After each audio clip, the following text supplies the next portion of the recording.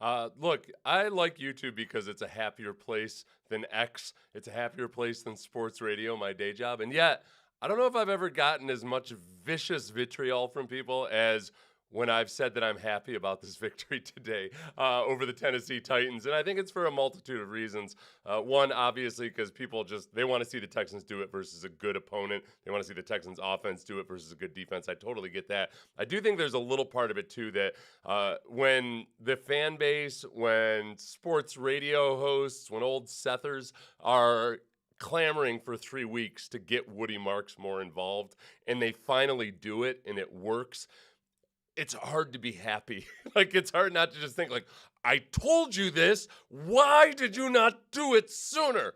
And I'm with you there. I get it. So let's start off in CJ Stroud's press conference on him talking about the two rookies. First with Woody Marks. Here's CJ Stroud on Woody Marks' performance today. Yeah, I was a really big fan of Woody in college when he was at USC. Thought he was really elusive, really crafty. And I thought he did a good job, since those days in that Lincoln Riley offense. And I thought today we kind of used him in that light, spread him out, gave him some familiarity, running the ball and some plays that he's ran before. And he's a very dynamic pass catcher. But, yeah, he did great. Hig, is a dog. He's somebody who was, very elusive, great route running. And him one-on-one, a lot of times he's big and he's fast, tall.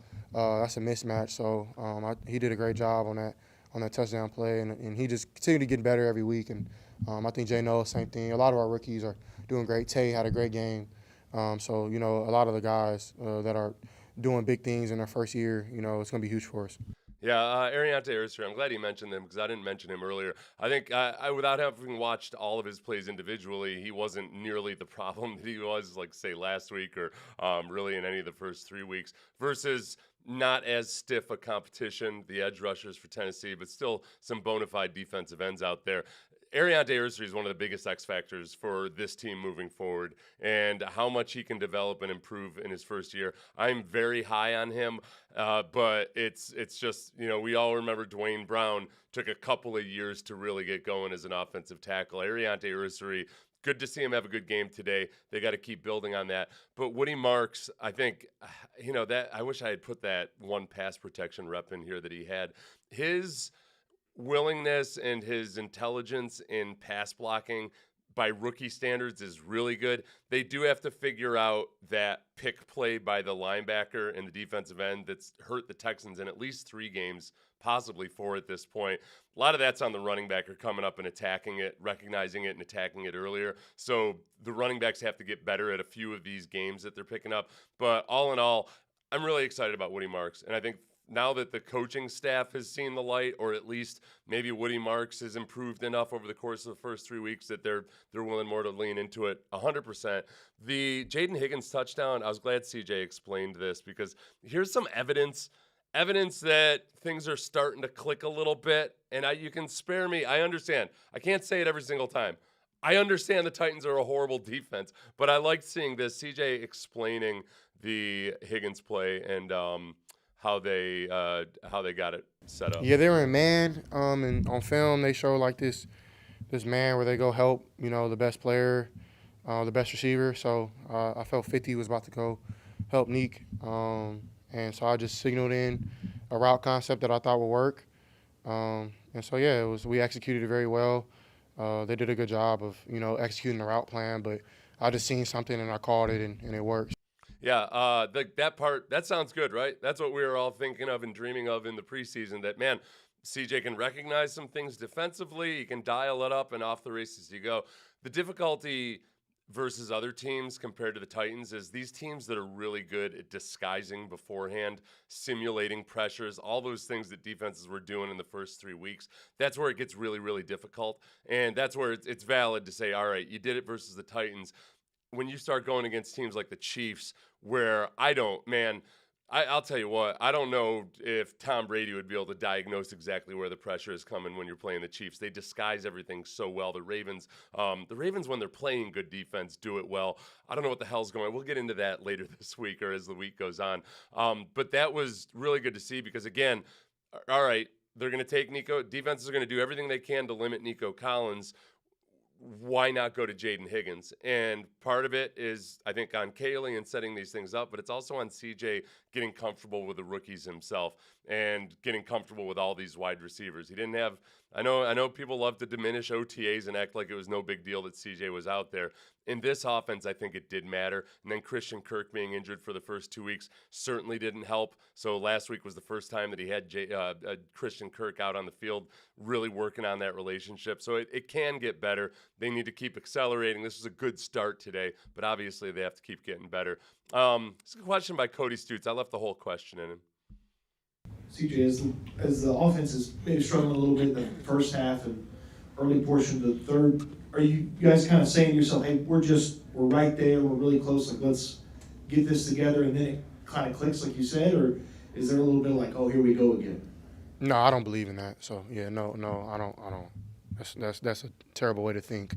You'll be you'll be really bad if you're thinking, here we go again in this. And I don't look at myself like that. I don't look at my teammates like that. And I don't think we even played really bad in the first half. We just got to score points, and get better opportunities on second down to be in the third and manageable. So I don't believe in that. Yeah, I think the one thing to keep in mind about that as well is, like, let's watch this play. Some of the issues in the first half, when I went back and rewatched it, I actually felt better about the first half. And I don't bring this up to bag on anybody, but the offense was doing some good things. And then you had this play where, look, they're down on the 30. They're not in the red zone yet, but they've got an easy touchdown to Dalton Schultz. That's not, hey, the offense is messing up or the plan isn't working out or Kaylee doesn't know what he's doing. That's just CJ, as he was fully admitting afterwards, tapping his chest. That's on CJ. That's a bad throw by CJ. He made up for it. I mean, he ends up being 22 for 28 on the day, 233 yards, 2 touchdowns, a long of 37, which I think we'll watch here at one point. I think that I know we've been doing a lot of body language analysis on C.J. Stroud, and with C.J. it's easy sometimes to because of his general demeanor. I think sometimes people fear that he's more depressed than he actually is. I really haven't seen any chinks in the armor in terms of him trusting the process or believing in what they're trying to do, but it does get harder and harder to have faith in it when you very rarely see it work out.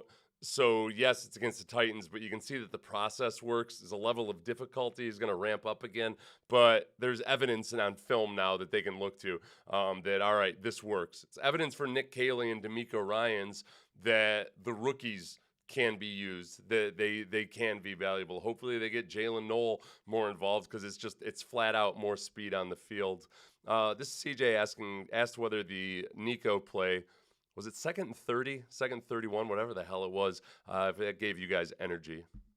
I think it did. I seen Titus coming to me and was like, be happy, bro. That was a big play. And then the sideline was turned up, like that stuff bring energy, big plays like that. And Nico did a great job, a lot of respect for Snead. He's a good corner in this league, one of the best. And I thought him and Nick battled, and he got over the top and just try to give him a shot. But yeah, big plays like that definitely give us energy that we need, like, going forward. I think one of the things that I thought was a positive today was CJ doing all the cliches, taking what the defense gives you, can't go broke, taking a profit, all of those things. They got into manageable situations. They were able to go for it on fourth down 3 times in this game because they were taking the easy money. They were running the ball not as effectively as I want them to versus a bad run defense, but they were moving the ball forward, staying on schedule, and getting into third and manageable situations. You think about the Chiefs last year. Even though they weren't a great offense last year, the reason they kept winning games, aside from their great defense, was that offensively they would get into 3rd and 4. They would get into 3rd and 3. Pat Mahomes doesn't have to put up incredible numbers when you're just steadily putting yourself in a position to then pounce on those opportunities, like when somebody screws up their coverage versus Nico Collins, or when the play action, you dial up a play action and it works downfield. This is this was the progression that Pat Mahomes had to go through after Tyreek Hill left, was learning to just be patient, and then take your shots when you can get them. So I thought that was just psychologically, it was a good step in C.J. Stroud's progression. Let's see. He was asked about the defense, because the defense is going to get not enough attention for Cam Ward's had some bad games. Cam Ward was 10 for 26 today for 108 yards, sacked twice, and an ugly, not an ugly interception. I mean, he tried to sidearm it, but it was also a caromed ball. Here's CJ on the defense. Today, but can you just talk about how good the defense played on against that Titans offense and being able to shut them out? Yeah, our defense played amazing. Of course, it starts with Aziz, his play calling with D'Amico. Thought they did a great job of mixing coverage and stunning with the D-line and things like that. Man coverage was sticky. Kamari played a great game. Kalen, all the guys in the back. I thought MJ stepped up and did a great job. But yeah, I think when you hold a team to 0 points in the NFL, that's big time. That doesn't happen a bunch. So yeah, shout out to them boys. They're doing a great job, and I'm very grateful to have a defense like that. The Jalen Petrie, obviously the plays weren't matched up to what CJ was talking about. I just slapped shit in there. Jalen Petrie and how Matt Burke has learned to utilize him best, I think is a big step forward. I mean, we all know last year and early this season, there were just too many times where it felt like they didn't realize that, no, Jalen Petrie is not a cornerback. Why are you entrusting him with the responsibilities of a cornerback when he's clearly not that guy? I never got mad at Jalen Petrie for it. I just felt like they were a little overly ambitious in what they were asking him to do. I think these last couple weeks they found a really good balance for using him to the best of his abilities when he can make plays. When he can be aggressive as a blitzer there. They're protecting him when he is in coverage. So a lot of that goes back to C.J. Gardner-Johnson and others in the defensive backfield, sometimes perhaps just not being mentally dialed in those first 3 games. But C.J. Gardner-Johnson especially, obviously not being accountable for some of his mistakes. That was something they had to address. And I'm cool with it in the short term. I still just wonder necessarily about the actual I think when you bring a guy like C.J. Gardner-Johnson in, you know that there's a chance you might have to cut him. Going back to Casario's New England days, when they brought Albert Haynesworth or anybody like that in, they had them on a very short leash, and if they weren't towing the line, they got rid of them. So I credit them for making that decision quickly. I don't necessarily credit them for making C.J. Gardner-Johnson such an important part of the defense, but to be fair to them, also they didn't know that Jimmy Ward was going to have these legal issues. They should know and still know that Jimmy Ward, if and when he comes back, you just can't rely on him to stay healthy the entire time. So MJ Stewart will be really big moving forward. This was CJ asked if this was the way. Did it feel like this was the way Nick Caley's been trying to orchestrate it, and was today evidence, or was this what it's supposed to look like when Caley's orchestrating things the way he wants to? Yeah, I thought Kels, did a good job of mixing it up, run, pass, play action, misdirection. And I think at the end of the day, it's all about execution. He can call anything. We got to go out there and make the plays work. So I thought we handled it better today with, route detail, me being good on my reads.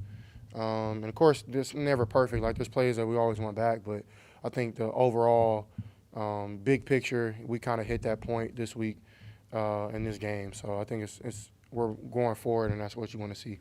Yeah, as far as CJ and his trust in Caley or what have you, again, I think CJ's been pretty patient throughout this, including during training camp when things were really rough those first 2 weeks. I think that CJ understood that this was going to be. I mean, CJ warned us at least once, I can remember, where he said, "Hey, there's going to be some hiccups along the way," or whatever word he used. We didn't expect the hiccups to turn into just full-blown projectile vomiting as much as it did. This again, good first step today. I will not apologize for being happy about this victory. Oh, the stat that I saw, I believe it was on ESPN. Last week we were all hung up on 0-3 and how so few teams have gone 0-3 and then gone into the playoffs. Interesting one that I discovered this morning. I discovered it on ESPN.com. That since 1990, 34 teams have started off 1-3 and then made the playoffs. So pretty much one per year on average has made the playoffs. That seems a whole lot less daunting. Some years 0, some years perhaps 2 or 3, whatever it might be. Teams that start off 0-4, the only time since 1990, since the wild card format was introduced, I believe, the only team that's done it is the 92 Chargers. So 0-4 is obviously a lot tougher than even 0-3. but 1-3, manageable. They showed that graphic of Ross Tucker up on the TV about the two different teams he was on that started off at 0-3 or 0-4 and then went on win streaks. I'm cool. I'm here for it. Big week. Everybody get your sleep. Going up to Baltimore. The Texans have never beat Lamar Jackson. I don't know if Lamar Jackson is going to be the foe next week or not. We'll see. If you ask me, would I rather play a team quarterbacked by Lamar Jackson or one not quarterbacked by Lamar Jackson? The answer is almost always, the one without Lamar Jackson. Unless sometimes Josh Allen, sometimes. Just it depends. Co-MVPs almost last year, right? All right, subscribe. If you're not a Texans fan, go die.